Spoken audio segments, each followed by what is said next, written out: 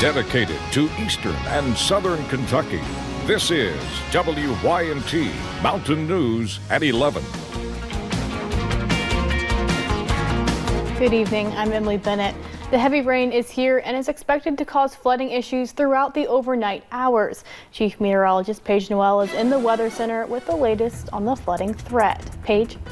Well, Emily, we've seen kind of that main line. It moved through a lot quicker than expected and has moved out, but that doesn't mean that we're in the clear yet. We are still going to see rounds of heavy rain as we head into the overnight hours. Not seeing a lot of issues quite yet, but this heavy rain is going to be pretty steady throughout tonight. You're seeing those bands, those yellow bands down into the Cumberland Valley. We're seeing kind of some heavier bands now moving out of Kentucky into Virginia and into West Virginia. But if you take a look at the bigger picture, you see that rain from the southwest moving northeast, so it's going to continue to move into our area, the system, as we head into the rest of those evening and into the overnight hours. And with that line kind of moving through pretty quickly, it was really windy earlier, but now we're starting to see those die down a little bit. Winds still pretty gusty over into Pikeville and Wise as that line continues to push out of the area. Of course, we are still in this flash flood watch, not expected to expire until 7 a.m. on your Thursday. We'll talk a little bit more about that rain that's going to continue to fall overnight coming up in just a few short minutes.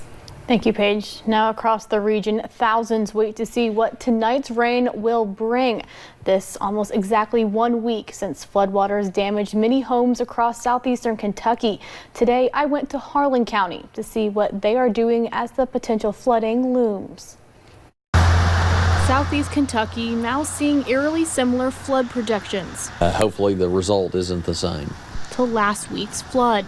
What we've already experienced has ravaged people to the point that they've practically lost everything. Harlan County Judge Executive Dan Mosley says even though they have been in recovery mode, they are ready for what Wednesday night might bring. We're ready to go again. It's just unfortunate that it's a week from the time that we pumped 87 million gallons out of there between Thursday and Friday of last week. Testing the pumps and making sure the floodgates are ready to close yet again. We're taking it very seriously. Telling those who flooded last week to be weather aware. If you live in a flood-prone area, it pays to get up several times through the night to check to see what's going on. The American Red Cross has set up their home base in Harlan, helping those in Harlan, Knox, Bell, and Whitley counties. We've been doing distribution of emergency supplies, so bringing out water, cleanup kits, comfort items. Ready to reopen the shelters. We've got folks on standby to do that, as well as to go back out and do damage assessment again. Ready at a moment's notice for what this storm will bring. Now, officials are warning people to be weather aware and to get to higher ground before a situation becomes an emergency. Now, take a look at this map. We want to make sure you know that the American Red Cross has 2 shelters on standby as this rain continues. The first is in the city of Harlan at Harlan Baptist Church. That is at 120 West Mound Street. Now, the second shelter is located in Whitley County at the National Guard Depot at 215 Hurricane Hollow Road in Williamsburg. Anyone in need of shelter can call the Red Cross hotline at 859-428-8345. You can also call 1-800-RED-CROSS. Meanwhile, crews in Bell County spent their day and night preparing for possible flash flooding through tomorrow. Officials expect that any high waters will result in more flash flooding than river flooding, like we saw last week. Crews estimate they performed around 90 water rescues into the weekend and pray they do not have any tonight.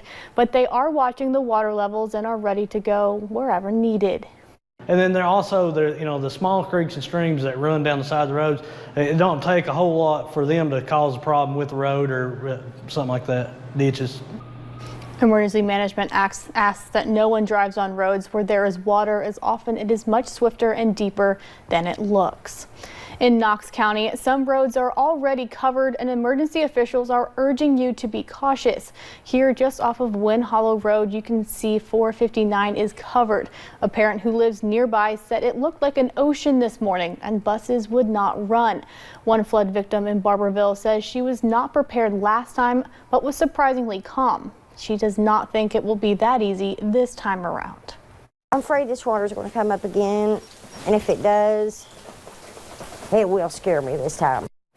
In speaking with the captain for search and rescue in Knox County, he urges drivers to pay attention to road signs. Turn around, don't drown. And when you think you can make it, you cannot. Now remember, you are putting other lives at risk when you come and rescue you.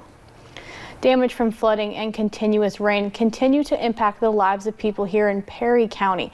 A road break in Viper is worrying people about their kids riding the bus on that road, and a second temporary bridge washed away again on Bob Hollow Road. Sherman Hampton says he's not only worries about him, but his neighbors as well. Well, it's not been good. We've had to change the way that we do things. It's been hard trying to get back and forth across this bridge here. We've had to actually borrow a vehicle. Now we will continue to update you on damage throughout Perry County as we expect more rain in the forecast.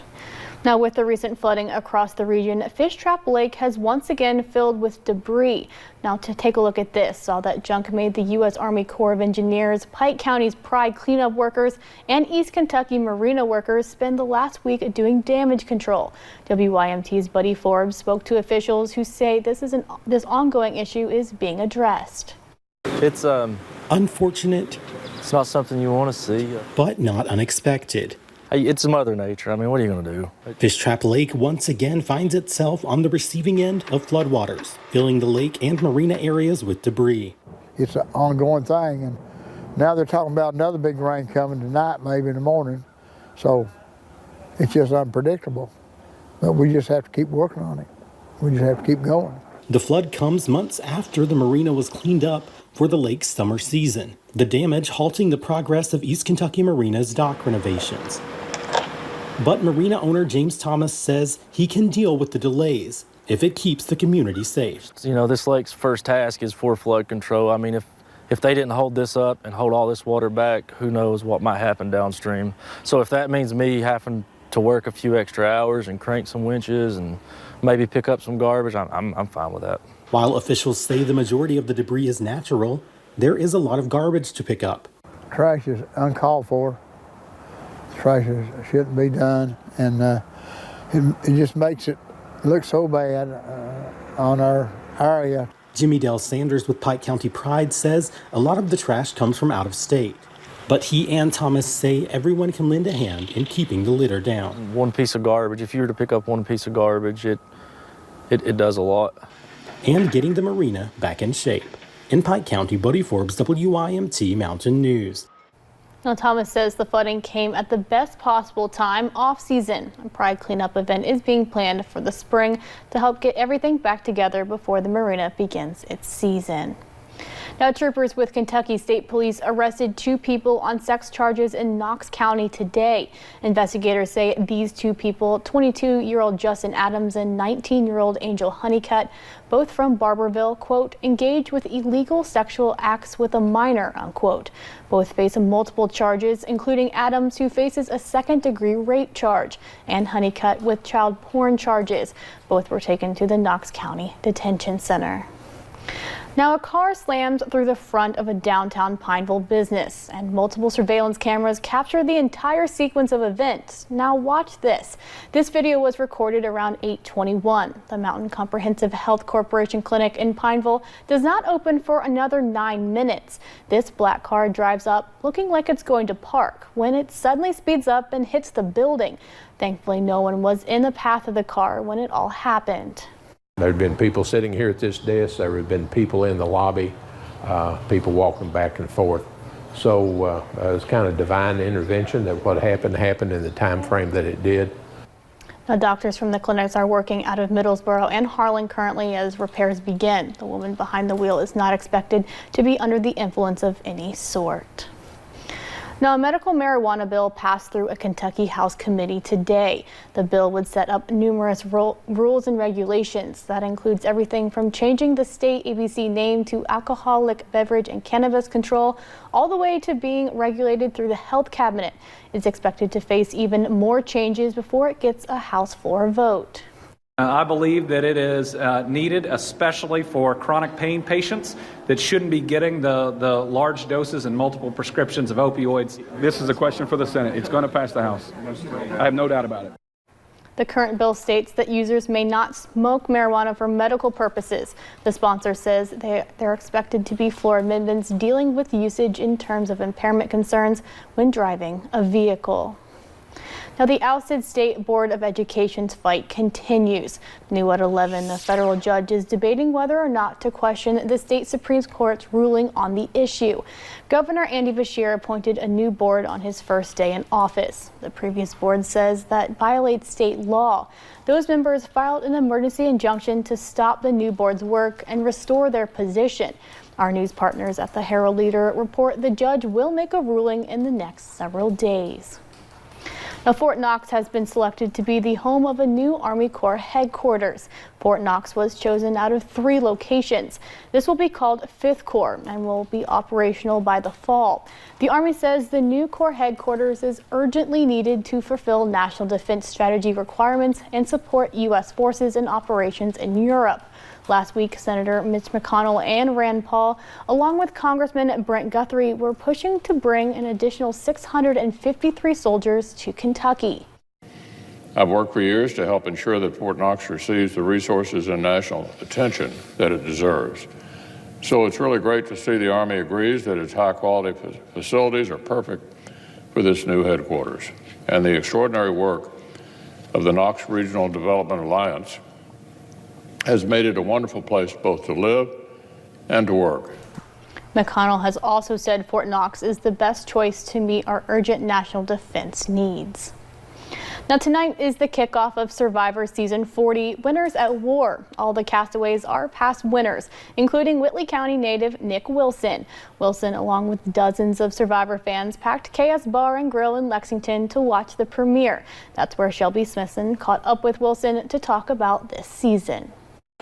At first glance, it looks like KS Bar and Grill on any University of Kentucky game night. These fans in blue weren't cheering on the Cats, but getting ready to watch Nick Wilson outwit, outplay, outlast. Everybody loves Survivor.